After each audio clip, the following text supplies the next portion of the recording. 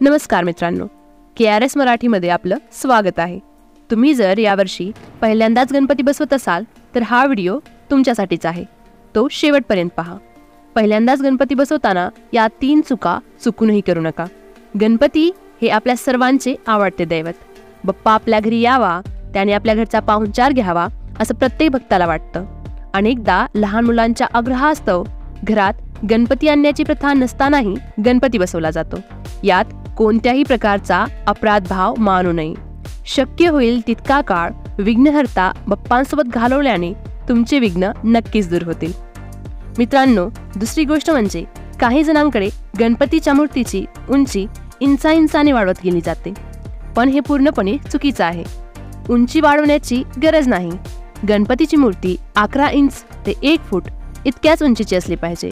काही जणांकडे घरात गर्भवती स्त्री असेल तर तिची प्रसूती होईपर्यंत मूर्तीचं विसर्जन करू नये अशी एक प्रथा आहे. पण गणपती विसर्जन आणि गर्भातील बाळाचा काहीही संबंध नाही. त्यामुळे घरात गर्भवती स्त्री असेल तर गणपती विसर्जन करायचं की नाही हे त्या घरातील मानसिकतेवर आणि त्या घरच्यांच्या निर्णयावर पूर्णपणे अवलंबून आहे. काही जण 21 दिवसांपर्यंत गणपती ठेवतात, परंतु जास्तीत जास्त अनंत चतुर्दशीपर्यंत बाप्पांचा पाहुणचार करावा आणि त्याच्यानंतर विसर्जन केलेलं कधीही योग्यच. गणपतीची पूजा महिलांनी करू नये असाही एक गैरसमज आहे, परंतु महिलांनी पूजा केली तरीही काहीही हरकत नाही. स्वच्छता बाळगून बाप्पांची पूजा करावी. घरात मूर्ती आणल्यावर खंडित झाली अथवा तडा गेला तर घाबरून जाऊ नये. मूर्तीचं विसर्जन करावं.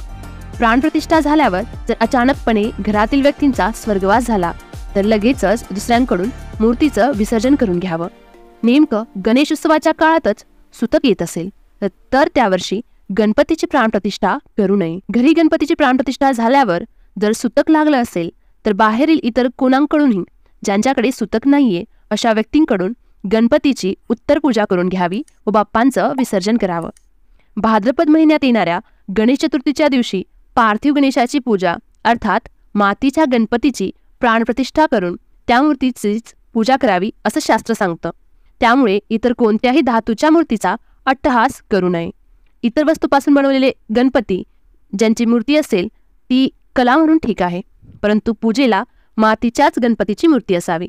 जर तुमच्याकडे सोन्या चांदीची अथवा इतर धातूची मूर्ती असेल, तुम्हाला त्याचीच पूजा करायची असेल तर तिथे लहानशी एक पार्थिव मूर्ती म्हणजेच मातीची गणेशाची मूर्ती असलेलं कधीही योग्यच.